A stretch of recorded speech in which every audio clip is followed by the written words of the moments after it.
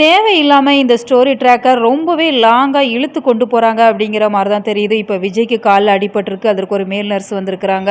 இப்போ விஜயை நான் தான் கவனிச்சுப்பேன், அவர் என்னோட புருஷன் அப்படிங்கிற மாதிரி மல்லி ஒரு பக்கமும், இல்லை அவன் என் தம்பி நான் தான் கவனிச்சுப்பேன் அப்படிங்கிற மாதிரி ராஜி ஒரு பக்கமும், அவங்க ரெண்டு பேருக்கும் இடையில அந்த அக்கப்போர் பார்க்குறதுக்கே ரொம்ப ரொம்ப சகிக்கலை அப்படின்னு தான் தோணுது. ஏன்னா ராஜி விஜயை எவ்வளோ அவமானப்படுத்தியிருக்கிறாங்க, கழுத்தை பிடிச்சி வெளியில் தள்ளியிருப்பாங்க. அப்பேற்பட்ட ராஜி சமைச்ச சமையல் தான் எனக்கு வேணும் அப்படிங்கிற மாதிரி விஜய் ரொம்பவே பச்சோந்தியாக நடந்துக்கிட்டாங்க அப்படிங்கிற மாதிரி தான் தெரியுது.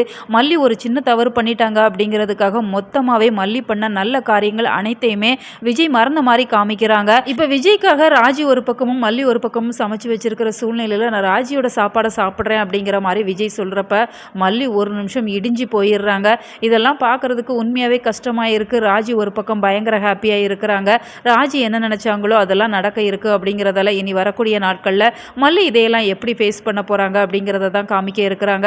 அடுத்ததாக இப்போ வெண்பாவுமே கண் முழிச்சிட்டாங்க அப்படிங்கிறதால அந்த நர்ஸ் அவங்க கிட்ட விசாரிச்சுட்டு இருக்கிறாங்க. உன் பேர் வெண்பா தானே, உங்கள் அம்மா அப்பா யார், இவங்க கூட வந்திருக்கிறவங்க யார் அப்படிங்கிற மாதிரி கேட்குற சூழ்நிலையில் இப்போ வெண்பா என்ன பதில் சொல்ல போகிறாங்க, நிச்சயமாக எனக்கு தெரிஞ்சவங்க தான் அப்படிங்கிற மாதிரி தான் சொல்லுவாங்க. ஏன்னா ஆல்ரெடி அவங்க மிரட்டி தான் கூட்டிகிட்டு வந்திருப்பாங்க.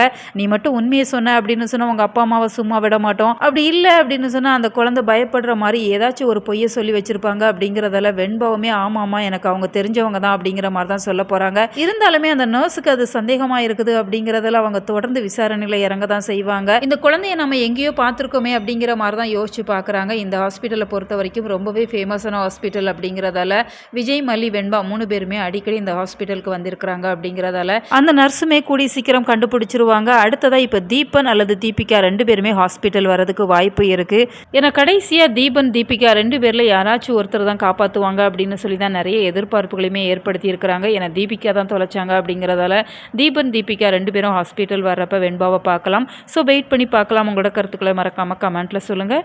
மேலும் இது போன்ற வீடியோக்களுக்கு நம்ம சேனலை சப்ஸ்கிரைப் பண்ணுங்கள்.